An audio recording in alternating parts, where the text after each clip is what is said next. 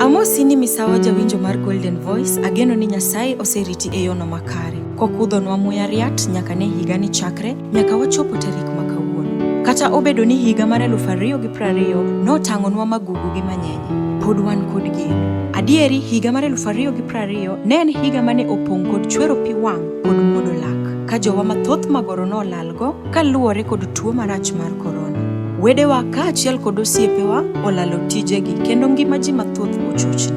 Adiera mar wach en ni kata chochni ni ok oyudi in iwuon, to oyudo koth oguchi, osiepni kata watni moro. To kata netek kaka netekno, obong'o nyakalaga jal ma ok wit joge osebedo jaka korwa kinde duto kotayowa kod bat morie, kendo okudhonwa muya mar chopo tarik kod odiochieng' makawuono.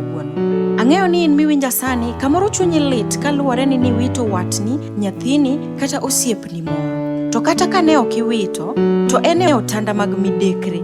In iwuon king'iyori adier, tineno ka kuma omenda mar thieth go dwa ae to onge. Ajiwi tinende ni kik iwit geno, nikech duto gin chenro mag Nyasaye. En emochiwo ngima, kendo en aenano emochiwo fedha, duto biro dhiyo kare.